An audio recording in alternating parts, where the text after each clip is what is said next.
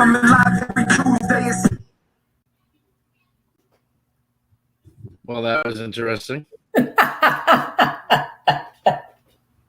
right. Well, by now, if you're a fan of the show, you know our intro. Well, it got Stephen Cat before it stopped. That was very strange. It said both our names. We're the only ones here.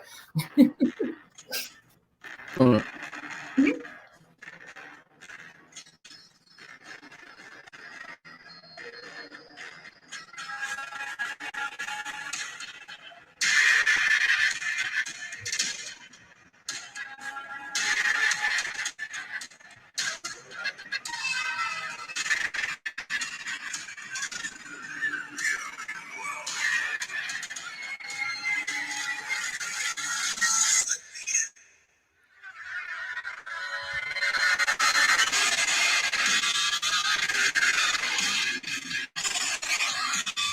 Welcome, everyone, to another edition of the War Report podcast, brought to you by TakeMeDate.com, first and only dating site for wrestling fans, coming back sometime in 2021. Vince is on vacation. He may drop in. You have myself and Kat. Ryan's having some internet issues. He's going to try and get on. Eric's still on sabbatical. The chairman, who the fuck knows? Amanda's in Canada. But welcome, everyone, to another edition. I'm really getting tired of this shit. Obviously, I'm playing Bray's music because he is the latest to be released from the WWE, and no words. Blows my mind. Hello, Facebook user. I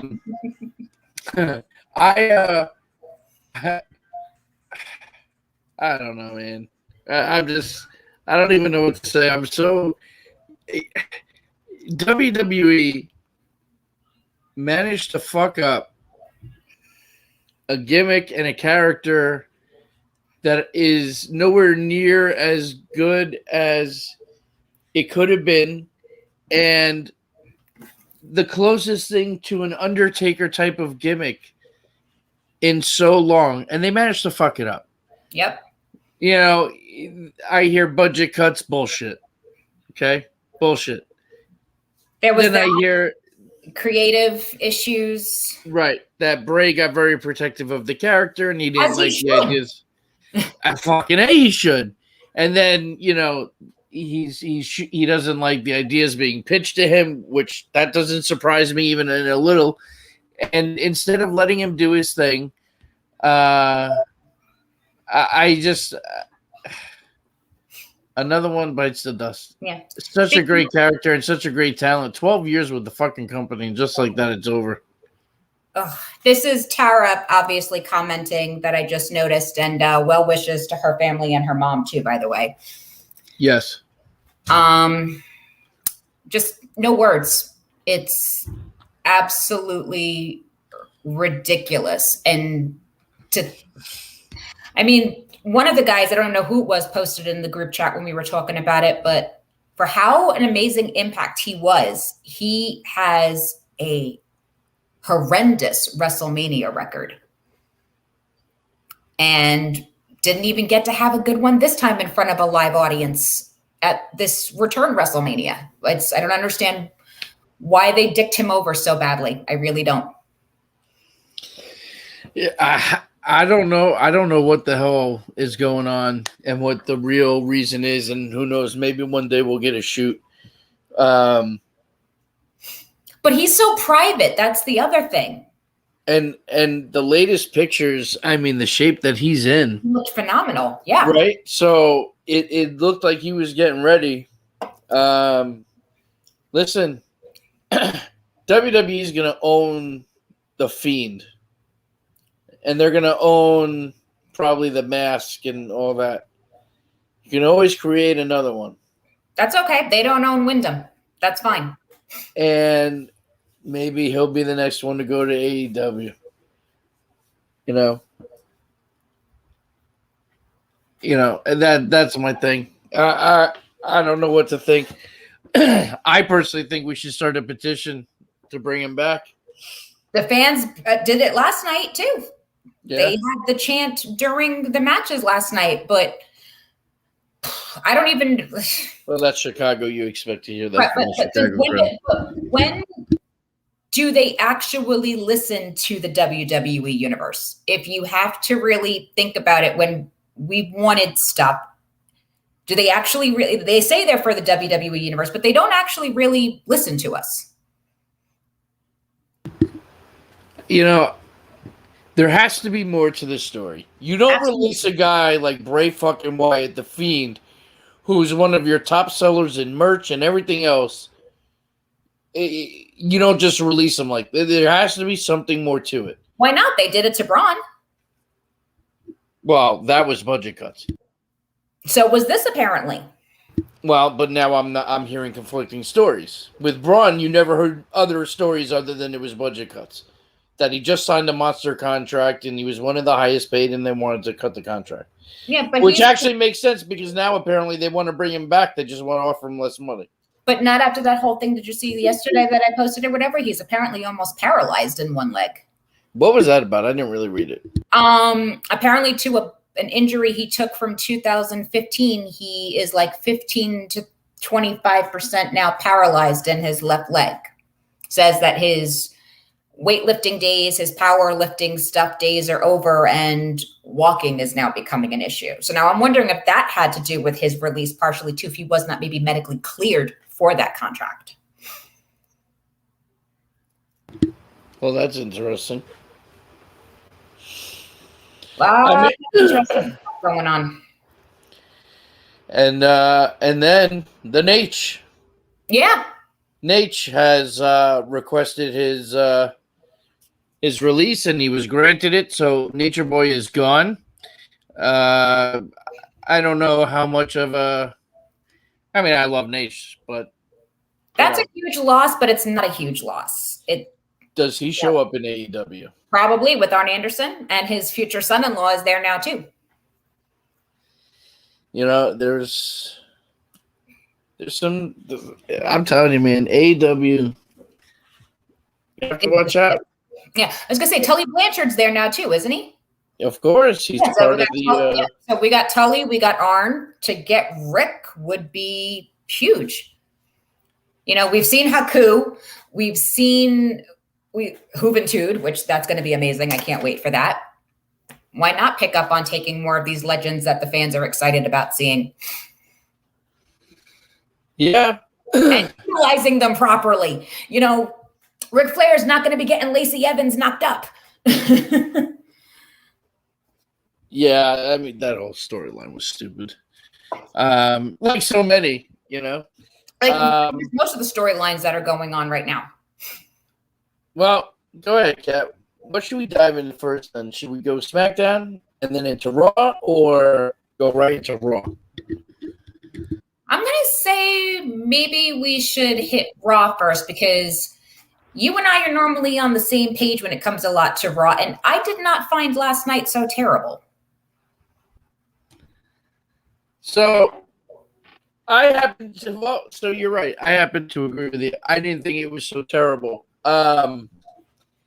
There are some things, of course. You know, last week we talked about the fact that they should have never booked Keith Lee. Yep. And Karrion Kross, because one of them has to lose, and not one of them can really afford. Either one of them can really afford a loss. Right. So what do? We book a rematch, another great match. But now, of course, Keith Lee goes over. Okay. But Karrion takes another loss. Now, I heard something interesting. And it kind of looks like they're going in this direction. I want to see what you think. Okay. So there was an idea floating around that Karrion Kross is going to come to the main roster without Scarlett and get a lot of losses. And can't win without her. Yep. Right. And then that's how they bring Scarlett in. She brings out the beast in him, and then he starts winning. She's like, you know, she's the urn to Paul Bearer's taker. Exactly. Right? So if that's the direction they're going, how do we feel about this? I still think, you don't bring a guy like Karrion Kross to the main roster and have him lose. Right. I don't like the fact that he's taking so many losses, especially with the storyline that they have going on in NXT right now between him and Samoa Joe, which is phenomenal storyline. So I'm not crazy about that part, but as long as it's not the political joke that was a couple of weeks ago, I'm more okay with that than them revamping the two of them completely into that ridiculous storyline that we were talking about. I don't know. It's tough because Keith Lee needed to win. He did. But Karrion Kross needed to win. Mm-hmm. So I'm having a real tough time with the booking in this one, and there's so many other things. Were other people that you could have paired them with. You know what I mean? Yeah, but I think it's also kind of tying into the fact maybe with the Samoa Joe thing on NXT, because his losing streak on Raw could be playing a factor with him dropping Samoa Joe at TakeOver. Well, I mean, listen, he's definitely dropping the Samoa Joe because, of course, but I mean, storyline wise, this could be. I'm trying to make sense of this because it really doesn't make sense. So let me. You're not going to be able to. You can keep trying. The writers can't even make sense of this. They probably have no fucking clue which way this is going, other than the fact that Samoa Joe is going to be the champ in the end and Karrion Kross is staying on the roster. Right. But you're not making him look like a champion. You know, this guy's the NXT champion and he's losing. That might be the point to might not make him look like a champion. Like I said, not that I like it, nor I agree with it, so to speak. I'm just trying to maybe make it make sense, but apparently that's not working. So whatever. I don't know. I do like the pairing of Ali and that other Mansoor. Yep. I like that whole deal. I like that T-Bar and Mace, whatever the fuck their names are. I'm glad they got a win. You know, I'm always going to be a little biased towards Dijak. It's better than Retribution, and they're actually showing off what they can do. So if you look at it that way, it's definitely a win. Right. And then there's Lily Lucian, who now is like a Chucky doll and stands up on its own. So that's getting a little ridiculous, but I did like the video package interference during the match. Yes. You know, I got a cool kick of that. I like the attack on the playground. We got to talk about, though, that Doudrop actually took out Natalya. Yeah. Do we have an ETA of how long she's going to be out? 6 to 8 weeks. 6 to 8 weeks. So are they going to have to drop the belts? Because Tamina's been working with them on her own. Yeah, but I don't know how they're going to have. What are they going to have her do? Do a single SummerSlam tag team title defense? I can't see them booking into SummerSlam without there being a women tag title defense. Well, this is the WWE. Maybe I can, but. Yeah, remember who we're dealing with. Yeah, I swear to God, though, if they made Tamina drop to Doudrop and Eva Marie at SummerSlam for them to be the tag team champions, I riot. I mean, listen, they released Bray Wyatt. At this point, there's nothing that would surprise me. Maybe Lily can be the new Nicholas for Tamina. The whole thing pisses me off. I agree. I felt bad. Apparently Fox is pretty pissed about it too. Yeah, and then Alexa Bliss got a lot of heat too. Yeah, people saying that she stole his gimmick and shit. Yeah. Shut the fuck up. That's not fucking fair. She got booed in the arena. Well, again, you said it's Chicago, but she got booed a lot last night. It's like, it's not her fault. She's doing what she's told. It's fucking Chicago. Edited CM Punk chants. Yeah, well, yeah, I did expect those. Of course. I don't know. So I did enjoy that. All right. Yeah. So let's talk about Goldberg. So And I know, listen, I know your stance on Goldberg. I know you're not the biggest Goldberg fan. I didn't think the segment was bad. I got to be honest. The segment was cool. I think his promo was decent. Mhm. The stare down was cool. His son looks like he's 20 years older than the last time we saw him. Yeah. I like the interaction with MVP and the kid, and then the spear. I thought the segment went over pretty good. I still don't think Goldberg's going to win the match, but I don't either, but I will give the fact that he did cut a good promo and it wasn't too long. It didn't take over or whatever. I thought the son interaction thing was cool. I did not even recognize him at first because the last time we saw him, I think was 2015 or 2016. So, but it was a good promo cut. I'm not gonna deny that at all. And he looks good too. You know, it's you can tell he's been working out. He's been doing the thing.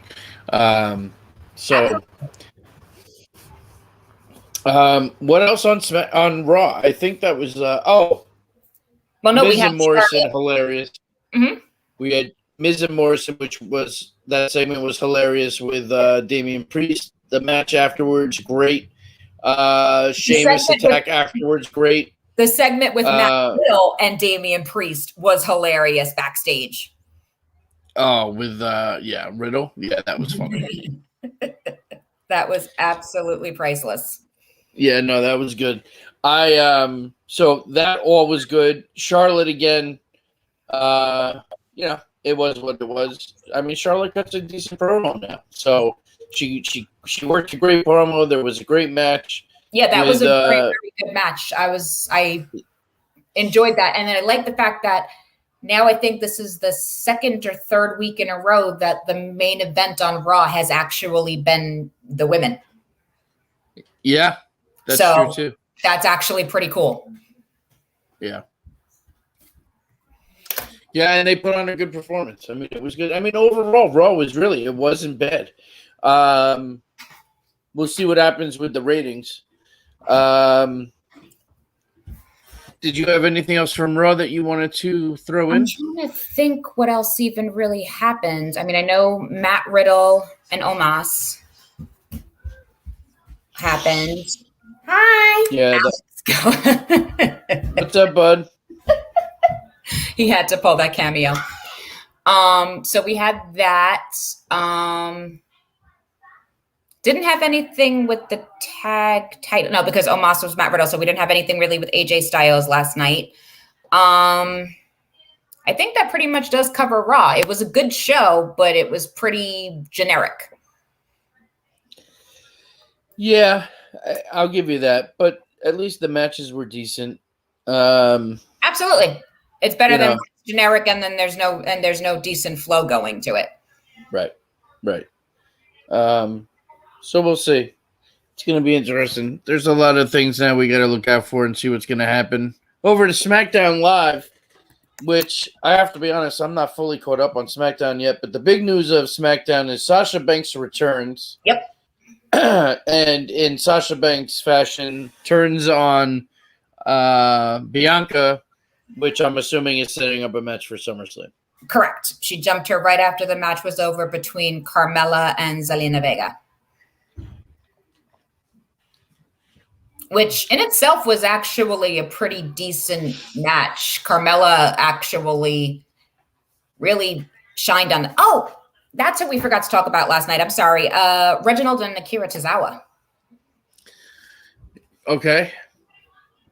What do you want to mention about that one? I love Reginald, so anytime I see him, I'm happy. That kid, I freaking love that kid. Yeah, no, I'm a big fan. He impresses me every single week, so I definitely am a fan.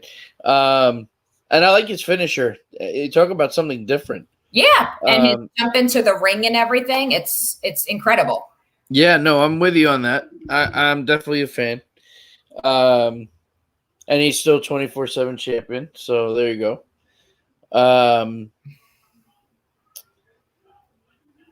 SmackDown Live. Yes. So Sasha Banks returns, and then we're supposed to have a contract signing with Roman and Finn Balor. Mm-hmm. when Cena takes the contract and signs his name. Yes. Is that the gist of it? Yes. So what happened was Baron Corbin came in the ring and jumped Finn Balor. So Baron Corbin was about to sign the contract. And then John Cena and Baron Corbin had a debate earlier on in the beginning of the show. So when Baron Corbin went to go interfere, John Cena obviously came out to get rid of Baron Corbin and then signed his name with a Sharpie to the contract. That's basically what happened there in a nutshell. And you have Sonya Deville and Adam Pearce just standing there like this. Well, it is the summer of Cena. This is definitely true. So we're getting Cena Reigns. Yes. How are we feeling? I think Reigns retains. Reigns is definitely going to retain. Don't see any reason why not, especially if we're setting up if the big thing is to be setting up for The Rock. So I don't see any reason why John Cena is going to win this time.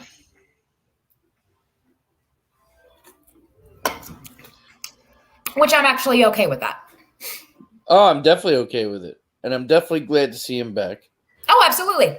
He's still doing his thing and, cutting great promos. And apparently he's going to be working all the house shows too, which is pretty cool. Oh, that's awesome. I didn't do that part. Yeah, he's working all house shows. He wants the fans to come out, and so that's pretty cool. That's the thing with Cena. He said, "I'm back full time. I'm not back, just pussyfooting around." He goes, so it's cool. What else? What else was mentionable on SmackDown? Seth Rollins, Edge. So what? Seth Rollins attacked Edge? Yeah, they're setting up for that storyline for that because that's obviously going to be the next match for Edge with SummerSlam. It's most likely going to be the two of them. Trying to think what else happened. Shinsuke and Pat McAfee and Boogs and everything. My happy time. Boogs got attacked this week, didn't he? He did.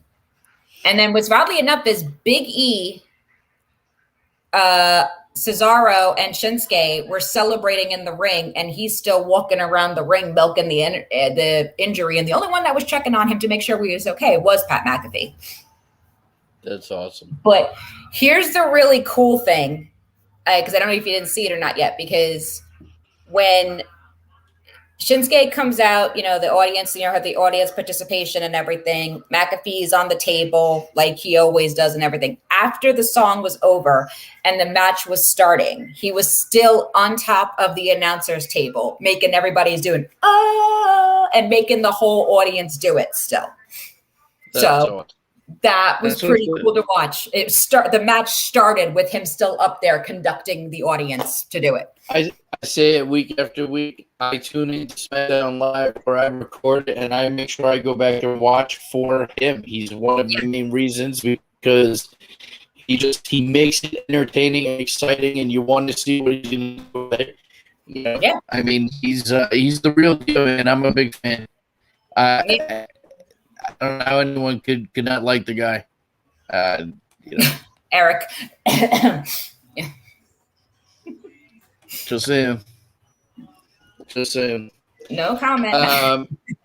Yeah. So SmackDown. What else happened on SmackDown? I'm trying to think. What else? Let me see if I can re-jog my memory here. Let's see what else we got. I feel like those were like the big highlights. Those were the highlights definitely from the show. Let's see. Oh yeah, Reginald had a match with Chad Gable. Otis interfered, but Reginald obviously still retained since you saw him on last night competing. Let's see. This is talking about how he steals the contract from Roman Reigns, Sasha's return. Oh, yeah. So if you watched SmackDown the last 2 weeks, you saw the Usos matches and everything where the Usos were Jimmy was pushing Jay so that the other one would be able to defeat Dominic and everything, right? Right. This week, Dominic did it for Rey so that Rey Mysterio had the pin. Okay. So That's Dominic cool. took a little.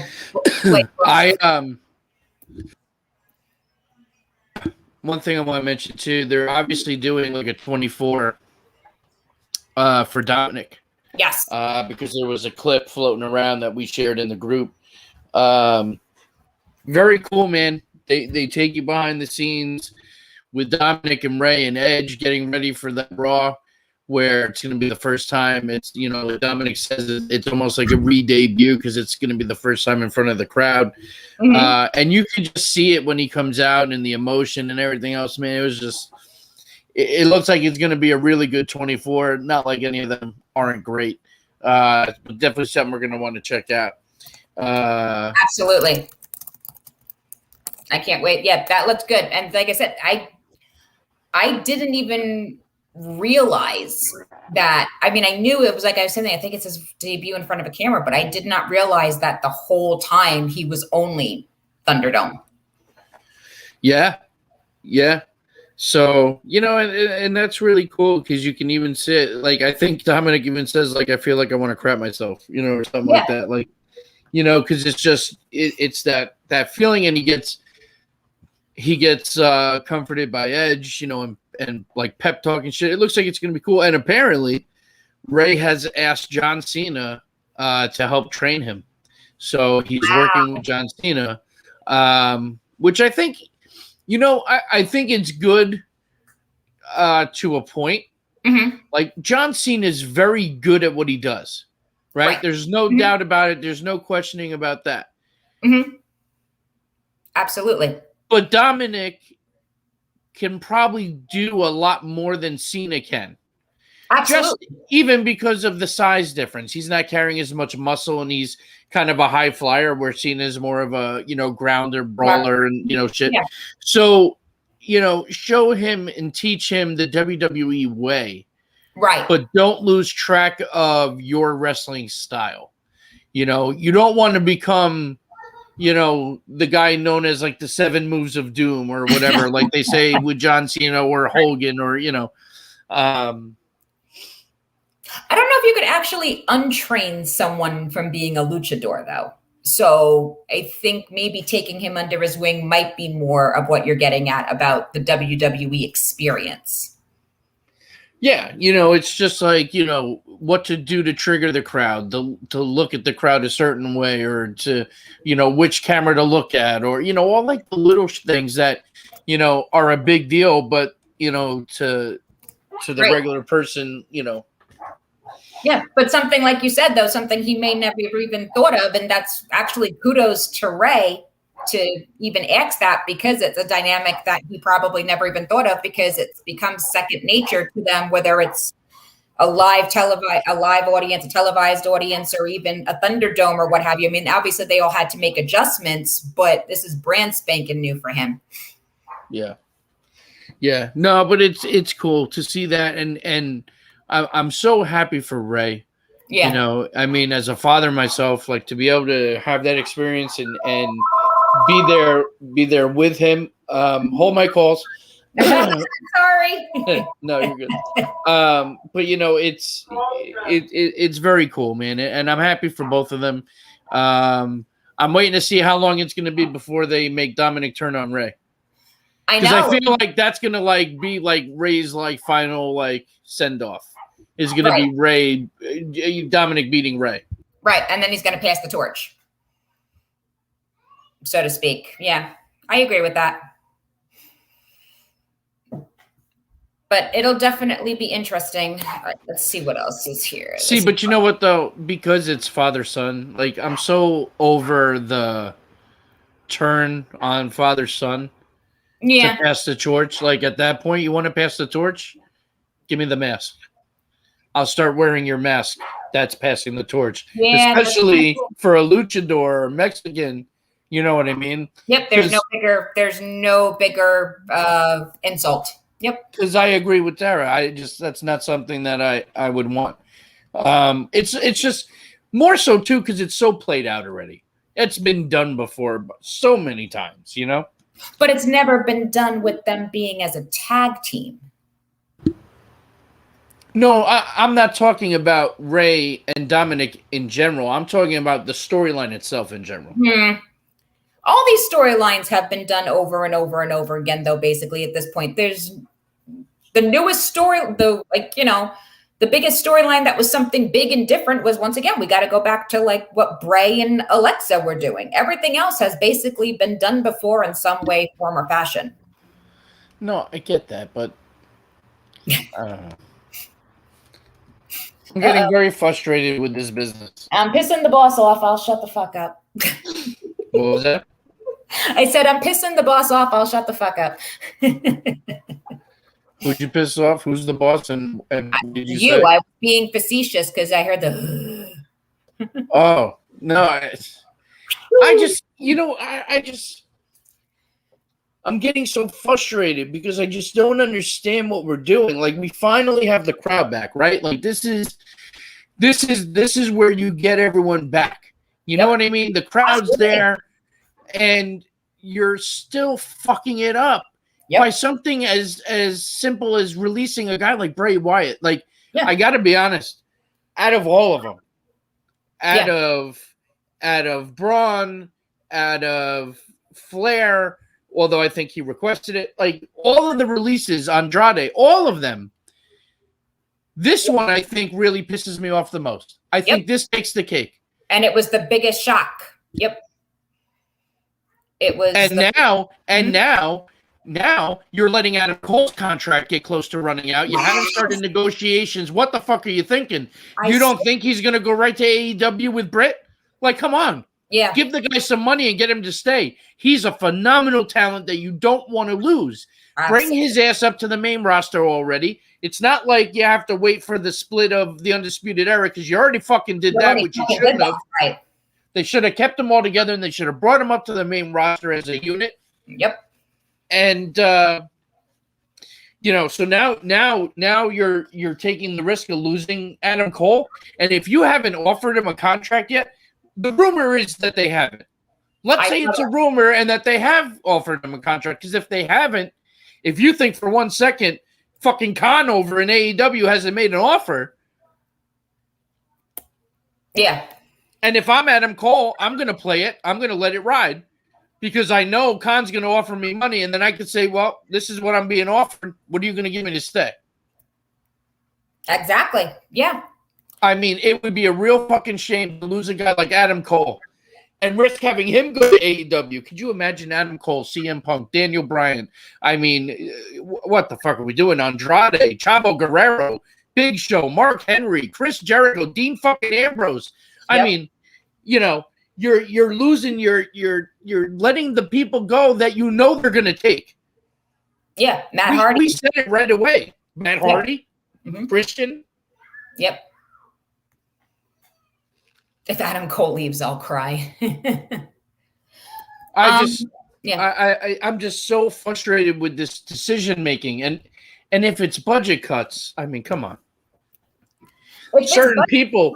How can you tell me Bray Wyatt is a budget cut when he's selling so much fucking merchandise? Yep, and don't tell me that you could have not taken and brought back Eva fucking Marie to keep Bray.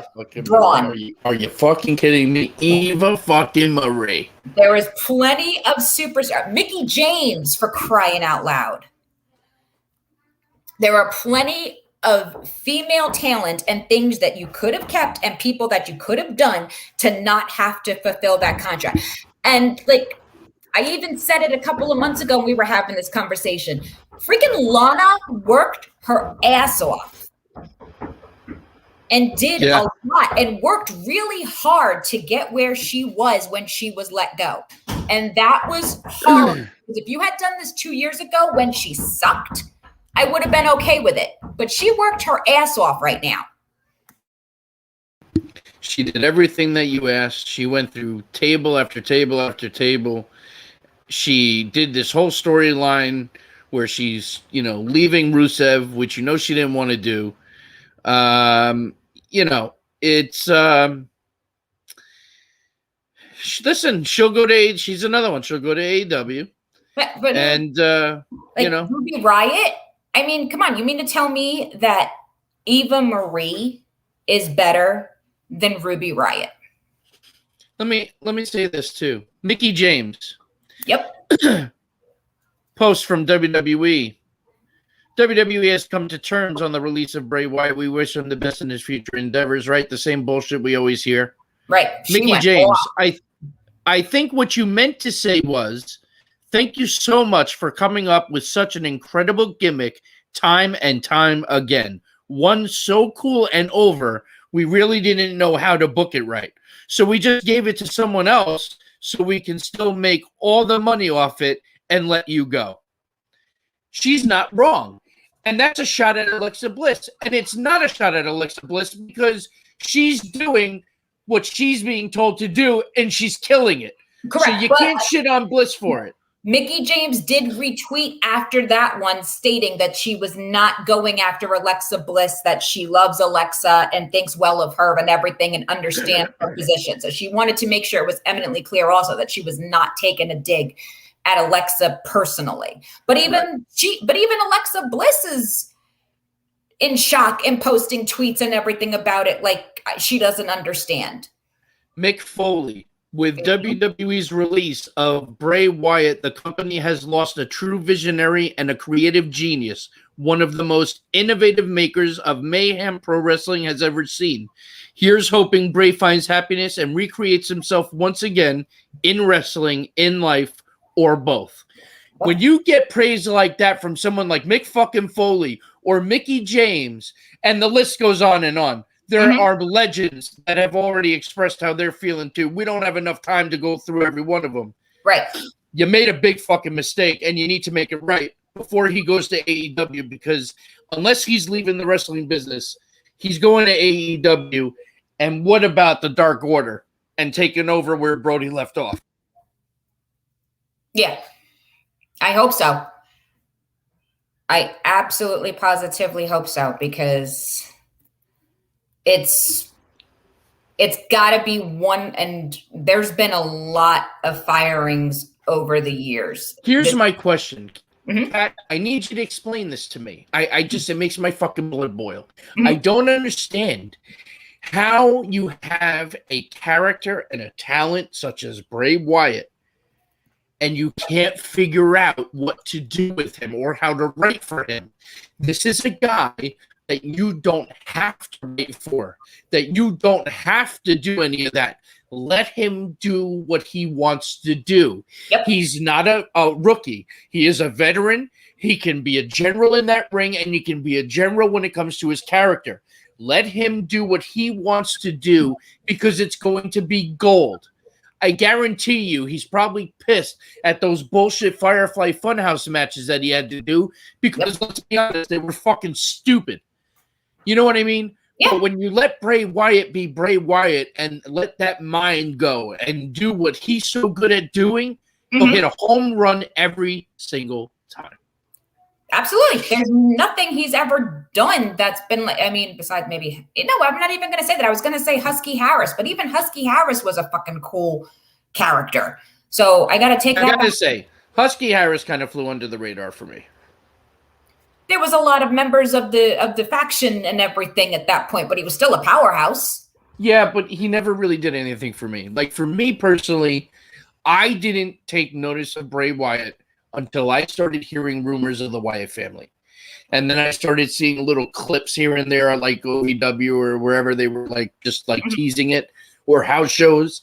Right. And then when they officially came out as the Wyatt family, I was hook, line, and sinker from him the moment he opened his mouth. Absolutely. The way that he spoke and captivated the crowd, it was just absolute gold. Yeah, and that's the other thing that people forget too, when it comes to him, is he grew up in this business.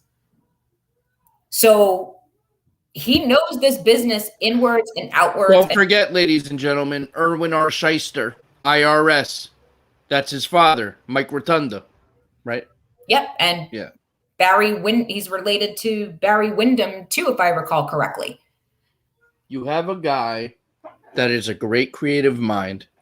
He is beyond solid in the ring, and he is gold on the microphone. He's got every single characteristic that you would want from a superstar. And you blew it. You blew it. The Undertaker has praised Bray Wyatt. The Yes. Undertaker. Exactly. And you let him go. And his 90-day clause apparently ends like the end of August. So Yeah. And he looks so fucking good right now.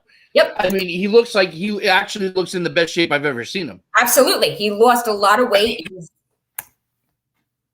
looking much better than he has, whatever. And then even the weird thing, aside from that too, even they let JoJo go like 6 months ago also too.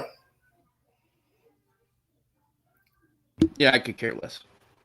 Well, she's the mother of 2 of his kids. Yeah, no, I get it. And that's, great. God bless her. They're beautiful kids. I've seen pictures. But her being released, I didn't know. I don't mean like as a consequence or whatever, like it's a huge loss because Lord knows when the last time she actually was a ring announcer. I'm not even, it's been. But that's what I'm saying. Like, nobody even said anything, even on the internet, because nobody cares. Like, it's just, it is what it is. Listen, I'm sorry to the audience. I know that we've been being like the same drum over and over throughout this entire show, and it's been a lot about Bray Wyatt, but when you have a talent like him, it baffles me, and everything that I'm saying and talking about, I feel like it just circles back. You have Eva Marie. Yep. During budget cuts, who can't cut a fucking promo worth of fuck and can't wrestle worth of fuck. But we're gonna keep her. But we're gonna dispose of Bray Wyatt, the Fiend. Yep. We're gonna. What are we doing? What are we doing? I'm afraid. This just tells you this too. Nobody is safe ever.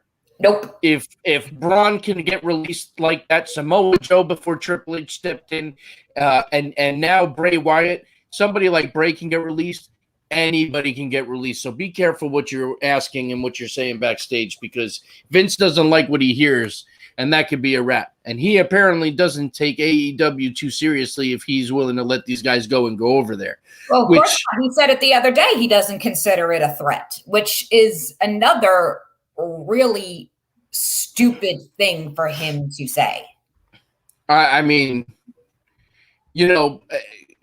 but Vince McMahon, if he says it, he truly believes that. That's what scares me even more, because AEW is 100% a threat to the WWE.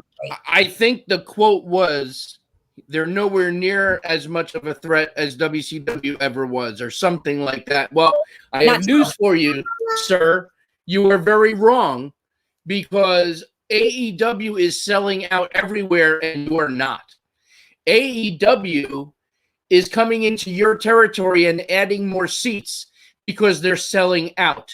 Your talent that you are disposing of are going to AEW, and they're already a name. There are so many things that they can do. They can recreate an NWO. They got so many guys there now. At any time, they can start doing something like that and make it their own. Who knows where it'll go? But there's the matches. You don't take it seriously, sir. And I'm telling you, it is a mistake. Absolutely. Medulla had a theory. Oh, I haven't heard that name in a while. Medulla had a theory, and it was very, very interesting theory. Okay. And I don't, and I expressed to him that I don't see that being the case. But if it was, one hell of a fucking theory. And he says, you never know if somebody texted you regular or through instant messenger. I'm thinking, and it's a stretch. Okay. And I quote, Vince clearly is selling the business and then buys out AEW. My thinking, WWE is too popular and it has shareholders, so it has to be politically correct. If you buy AEW, then it's starting from scratch and you can go nuts. What if this was the plan he had with Jericho all along? I hope that is not true. That's no. I mean, my thing is you bought out WCW, and at the time, I remember it got spoiled for me because the news actually reported it before the show started. Right. So my dad came running in and he goes, "Did you know Vince bought WCW?" And I kind of was like, "Wait, what?" He goes, "Yeah." And apparently they're going to make the announcement tonight. I said, "Holy shit." And then sure enough, one of the most historic, greatest Raw and Nitros ever in the history of wrestling, right? We got that duel, and Shane showed up, and I'm the big man that signed, and I own WCW. And it was a great moment. It was the first time Raw was being seen in WCW world and vice versa. Right. And who are we going to keep? And it was an exciting time, and they fucked it up. Exactly. And if he does buy AEW and he's the man in charge, and it's not Khan, and it's not Rhodes, and it's not Omega, and it's not the Bucks, and it's not Jericho, then we are fucked. Right. So I'm hoping it's not true. Right. This is the issue. When it's his baby, his project from start to finish, he does better than taking on someone else's project. That's even with a lot of the issue, what's going on with the NXT superstars up on the main roster. These weren't his creations. These weren't his ideas.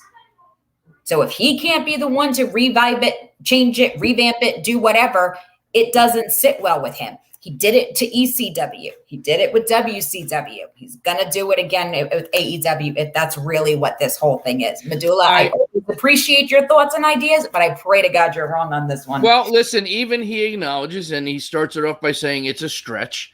Right. Listen, I will say this.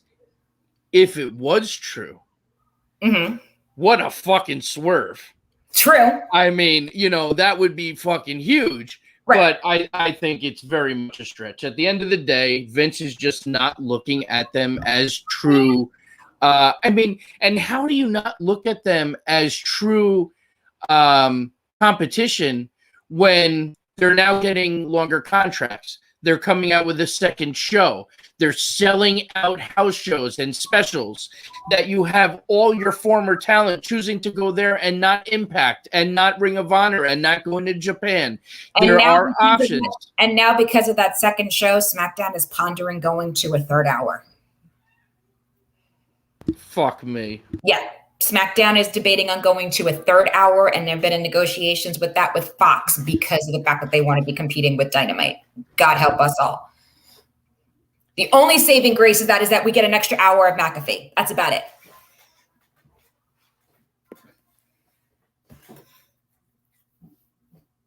I don't even know what to do anymore. It's one of the greatest things to happen. And I don't know. I'm getting so, I don't know. I'm so angry. Amen to that, Tara. Like I said, the silver lining is we get Chris Jericho versus Juventud tomorrow night. What if they really didn't release him? You think? What if they did this just to fuck with the universe and the Fiend is just going to show up at SummerSlam?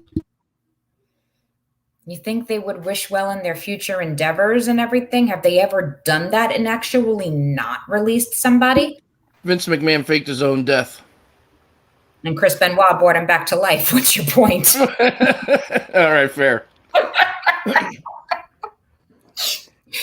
But that was a gimmick storyline on TV. We saw the explosion.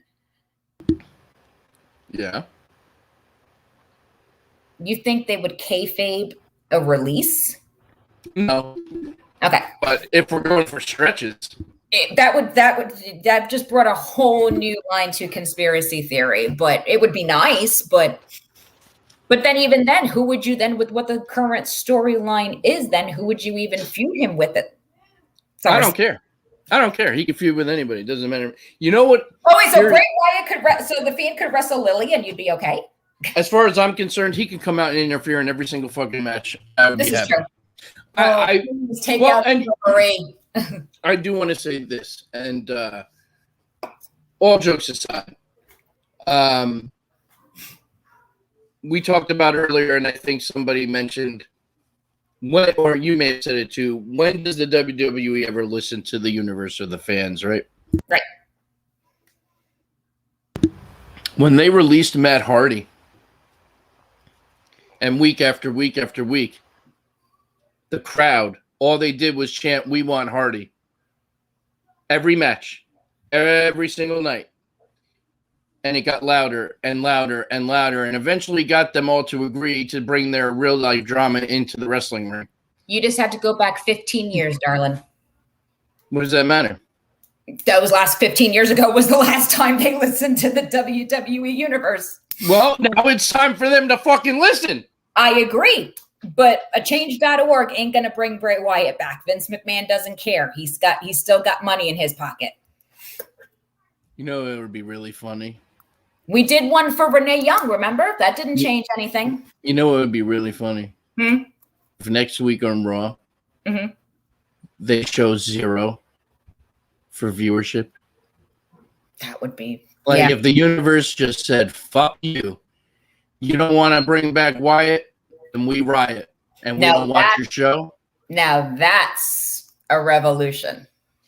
Then you listen to your universe, and then Wyatt comes back, the biggest fucking thing since The Rock. Are we starting this motion right now? Then on the podcast, then? No, I kind of want to see what's going to happen. I mean, how do we do a podcast without knowing what's going on, right? But at the same time, if we could get the two, and anyone that's listening tonight, and you pass it on to your friends, and you pass it on, or whatever. I mean, we still got Ryan and Vince and Amanda and everybody watching the show. They could fill us in, but I'm game to start this.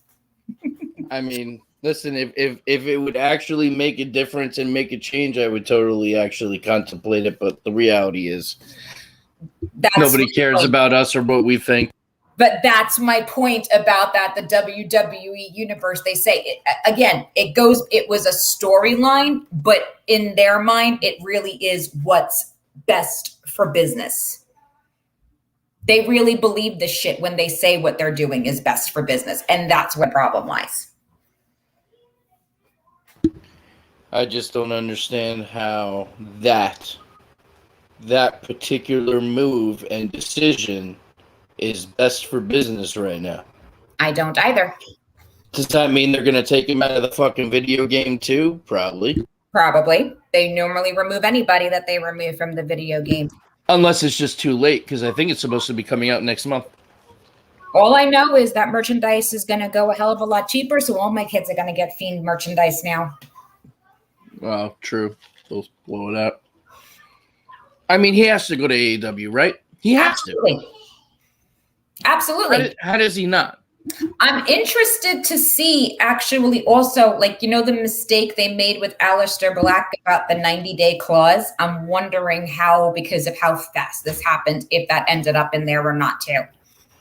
I don't see the reason why I don't think that's the case. If I heard correctly, and his 90-day actually ends this month, it's because they're factoring in the time that he's been out. If it was only 30 days, then my thinking is he'd be able to show up this week if he wanted to, if that was the case. Absolutely, because he's been out technically since April. But I'm hearing that it's not up until the end of the month. So, now, I could be wrong. Again, who the fuck am I? This is what I'm hearing. Whether it's true or not, I don't know. But that's what I'm hearing. But that's what I'm saying. He shouldn't have to wait the entire 90 days from now because of the fact that he hasn't been on the active roster. Well, no, it's not from now. That's why they're saying it's up at the end of the month. But I'm saying if he only had a 30-day because they fucked up like they did Aleister's, exactly, he would already be in AEW. Well, he just got fired on Friday. It would actually be tomorrow.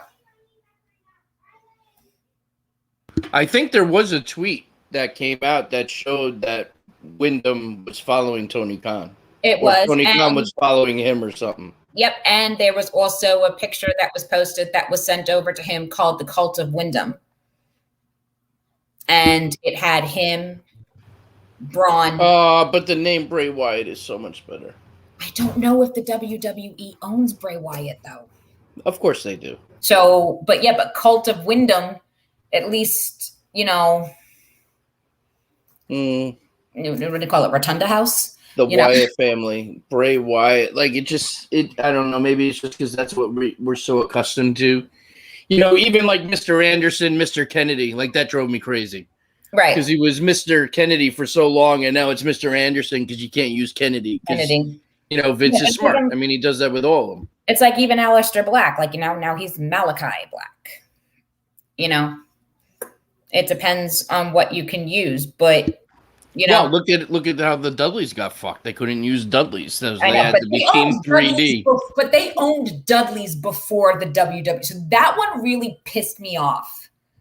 Because they were the Dudley Boys way before they ended up in the WWE. So that one really irked the shit out of me. It was probably Vince has it in all his contracts. That's just how it goes. Never said Vince wasn't smart. I just said he makes dumb decisions sometimes. He's a genius, but sometimes he's an evil genius. Yeah. And sometimes we will never really truly understand the decisions that he makes. And I think at the end of the day, the rumor still stands, and I still think it's still possible and true, and that this is all because Vince is going to sell the company. I mean, there really is no other explanation that makes sense. Although this is the world of professional wrestling and it doesn't have to make sense. But then also, too, Shane McMahon also just became a bigwig in the company that he was working for and is taking a step back from the WWE also. Well, right. So what does that tell you? I mean, it's... Anyway, that Hunter's taken over. Well, listen, I mean, at the end of the day, I'm okay with that. If Hunter takes over that main seat and next to him is Shawn Michaels and whoever else back there and Road Dogg and all of them, and they're the ones that are producing and going over the stories and all that, I'm telling you right now, I think it would be, I love Vince. The man is a genius, and there would be no WWE. There would be nothing of what we know without the man, but it comes to a time where maybe you should, just step aside, still have a say, still have input, still be around, but let Triple H run the show. I don't think you can actually do that, even if you said still have a say or something like that. He's either got to be, I hate to use the term all in, but he's got to be all in or not in at all. With Vince, I don't think that would ever happen, because at the end of the day, it's his baby, and exactly. the man is still in the gym every day at 75 like a beast, so he's not giving anything up. Right. But on that note, we have reached the top of the hour, Kat. Just you and me, and it flew by. And we didn't kill each other. Well, listen, at the end of the day, it flew by because once again, unfortunately, there was a lot, and I've been waiting to get a lot of this off my chest. So, Tuesday's always fun to vent because unfortunately, there's more to vent about when it comes to WWE. So we'll have to see. But the funny thing is, though, when I forgot, I think Vince broke it in the chat, and that's how we knew you were at work, because we didn't see you responding right away. And we're like, oh shit, this is going to be bad. Where's Steve? When's he coming on? This is going to be bad. And then all of a sudden the page just blew up. We're like, oh, there he is. He took a break. Oh my God. I took a break. I opened my phone. I had like 20 something alerts and I was like, what the fuck? And then I'm seeing breaking news this and breaking news that. My boy's like, holy shit. What do you think about this? How did you not know? And I'm like, whoa. Yep, we're like, oh, and then that's when I texted you guys, and I was like, is this really happening? And then I opened up Facebook, and it was like every other fucking thing on the page was, holy shit, oh my God, what the fuck? It's I was stewing from then. It was like the same thing when you were on vacation when Roman Reigns got diagnosed with leukemia again, because we all know when you're not available because you're not blowing up the chat. We're like, oh my God, Steve has no idea. Steve has no idea. This is going to be. God. I went to my manager, my boy Rich, and I go, dude, I don't think I can sell any more cars today. I think I have to go home. And he goes, what do you mean? What's going on? Everything okay? I said, no, everything's not okay. I can't fucking believe it right now. He's like, what? I was like, Bray Wyatt just got released from the WWE. He goes, are you fucking serious? And I was like, yeah, bro. I was like, you understand what I'm saying? He goes, okay, you can go. And I was like, thank you. And he goes, you know you can't go. And I said, yeah, I know. I said, but can you fucking believe it? And then for the next 20 minutes, we were trying to figure, and throughout the rest of the day, we'd be walking by in the showroom and he'd look over and he would just be like, what the fuck? Yep. Like it's Fuck you, WWE. I love you, but fuck you. Fuck you. I did the exact same thing to Bob. I go, don't talk to me. Don't PM me. Don't anything right now. He goes, what's the matter? I said, The Fiend got released. He goes, the cool guy from WrestleMania? I said, yeah. He goes, talk to you tomorrow. That's exactly how he left it. That was like at 2:00 in the afternoon. He's like, done. Not talking to her anymore today. I mean, it's just absolutely ridiculous. But that brings us to the very top of the hour. I want to thank everyone for checking us out and tuning in. Please check us out. We're everywhere. Anywhere that you can listen to a podcast, we're there. I'm not going to run through the list because there's just too many, and Vince has it down to a science. But wherever you want to listen to one, we're there. And if you want to see the video, you can see it on YouTube. You can see it on Twitch. You can see it on Facebook Live or Periscope, Twitter. And then it's always archived, and it's always on all your podcasting places. So check us out. Let your friends know. Usually there is more of a panel, but real life gets in the way. Next week, we will let you know if there will be a show. I will be on vacation next week, so I will not be here. But the rest of the gang may decide to come on, and Vince has all the stuff he needs to get it all going. So we'll figure all that out. If not, I will be back in a couple weeks. Thanks again for tuning in. This has been the War Report podcast. Kat, Steve, thank you so much for joining us, and we will see you next week.